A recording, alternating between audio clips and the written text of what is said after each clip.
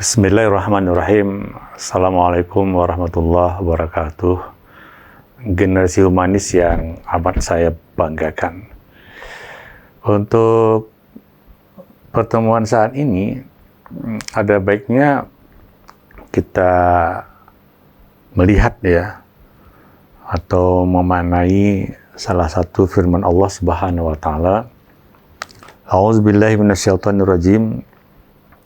Wa in ta'uddu ni'matallahi la tuhsuha. Innallaha laghafurur rahim. Shadaqallahul azim. Ini surat An-Nahl ayat yang ke-18. Wa in ta'uddu, jika kamu menghitung nikmat Allah ya, itulah tuhsuha, tidaklah kamu akan dapat menghitungnya satu persatu. Jadi innallaha laghafurur rahim. Ya, meskipun kita coba menghitung, kadang-kadang lupa bersyukur dengan nikmat itu, sesungguhnya Allah adalah Maha Pengampun lagi Maha Penyayang. Sebenarnya apa itu nikmat? Nikmat itu ya kesenangan, kebahagiaan, atau sesuatu yang mengantarkan orang dalam atmosfer bahagia, senang, fresh gitu. Itulah nikmat. Ya, kan sering kita dengar ya, syukur kita masih diberikan oleh Allah nikmat iman, nikmat Islam. Itu kan nikmat yang paling tinggi, itulah nikmat iman itu. Kita masih memiliki iman, itu adalah sebuah nikmat yang tiada tara nilainya. Kemudian nikmat kesehatan, yaitu nikmat usia panjang, tapi di dalam usia itu kita full beribadah, mengharapkan ridha Allah Subhanahu wa Ta'ala. Bagaimana caranya? Inilah tugas kita. Jadi nikmat sehat sebelum sakit. Kita mengetahui betapa fungsinya semua organ anggota tubuh kita itu sebagai sebuah nikmat ketika kita sakit sebenarnya.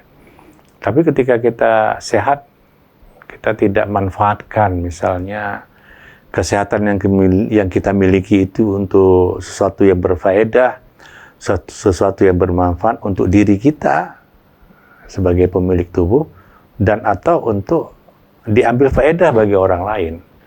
Jadi itu. Jadi tatanan nilai kesehatan itu sangat amat penting.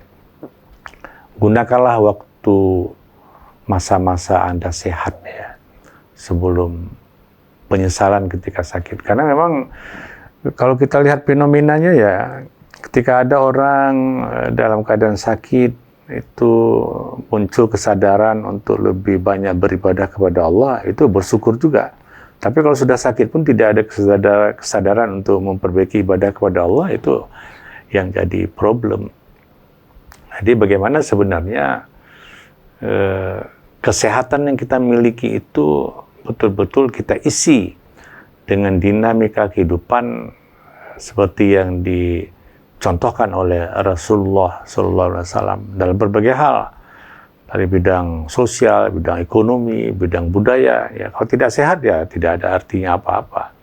Itu nikmat yang paling apa ya, yang berada saat inilah di seputaran kita, itu adalah nikmat sehat. Jadi gunakanlah nikmat sehat itu. Demikian juga kita punya waktu. Gunakanlah waktu yang muasa, waktu yang lapang, untuk kita beraktivitas, untuk kita beribadah. Sebelum muncul waktu sempit gitu. Ya, waktu yang sudah sangat sempit, mendesak, itu tidak nyaman. Bahagialah orang-orang yang punya kesehatan, yang punya waktu luang ya, digunakan untuk apa ya? Membentuk karakter kepribadiannya, untuk membangun rasa humanitas atau kepeduliannya terhadap orang lain. Hamba Allah yang mulia, generasi humanis yang sangat saya banggakan, perlu ada dua pilihan sebenarnya dalam dinamika nikmat. Ada sebuah ucapan, anta fi ma'ayatin nikmah am fi ma'ayatil mun'im. Apakah selama ini Anda, dinamika kehidupan Anda itu bersama dengan secuil kenikmatan, atau Anda berada pada posisi pemberi nikmat? Nah, jadi ini ada dua opsional pilihan.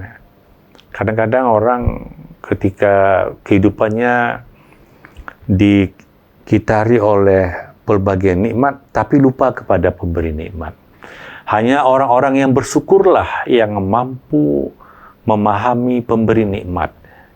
Jadi begini, kalau kita sehat, ya ibadah kita itu meningkat, kita berilmu, ya kita bisa berbagi dengan orang lain, kita memiliki material tapi mau memberi bagi kepada orang lain, itu artinya apa? Menjalankan perintah pemberi nikmat. Percayalah, ya semua nikmat yang kita miliki ini akan lebur semuanya itu. Ya, itu sifatnya fana, nggak akan kekal ya, kalau kita tidak mau berbagi. Dan yang paling penting adalah dalam hidup ini kita jangan hanya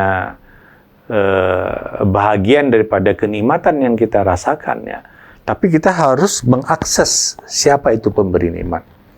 Pemberi nikmat adalah Allah Subhanahu wa taala. Jadi hanya manusia-manusia yang terkoneksi pribadinya kepada Allah itu yang akan mampu mencerna nikmat yang diberikan olehnya. Sehingga nikmat yang kita miliki ini tidak kita sia-siakan. Semuanya kita tarik ya, kita sedot kepada atmosfer untuk kepentingan duniawi dan investasi ukhrawi. Dan jangan coba-coba menghitung nikmat Allah itu, kita tidak akan pernah mampu menghitungnya. Oleh karenanya, bersegeralah memiliki sikap untuk bersyukur ya.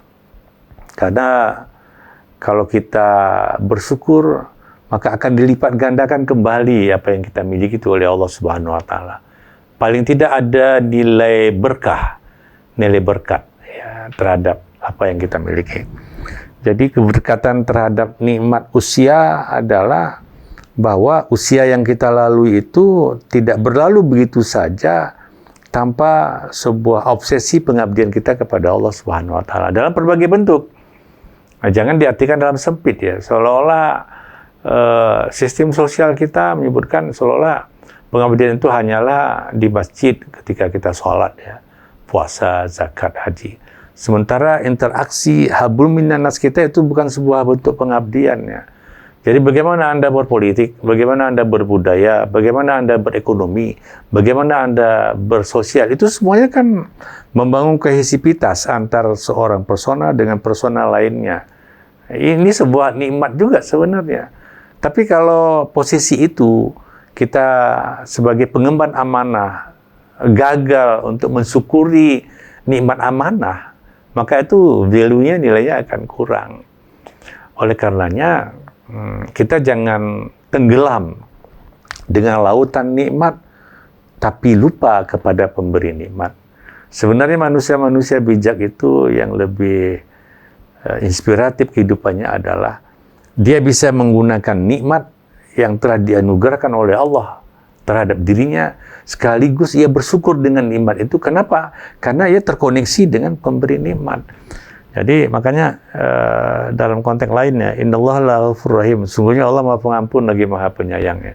Meskipun kadang-kadang dengan nikmat itu kita lupa bersyukur, dalam arti tidak kita jalankan pada jalan yang diridhai oleh Allah, berarti ada kesalahan dan kekeliruan, segeralah beristighfar dan kembali mohon ampun kepadanya.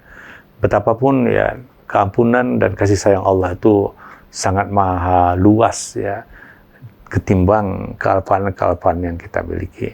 Oleh karenanya, mari nikmat yang sudah dianugerahkan kepada Allah, dari Allah kepada kita, kita pergunakan sebaik-baiknya. Dan jangan lupa, jangan karena nikmat kita lupa kepada pemberi nikmat, yaitu Allah Subhanahu wa taala. Mudah-mudahan pertemuan ini membawakan perenungan yang inspiratif dan membawakan kebajikan kepada saya dan kita semua. Terima kasih. Wallahu muwaffiq ila aqwamit thoriq. Assalamualaikum warahmatullahi wabarakatuh.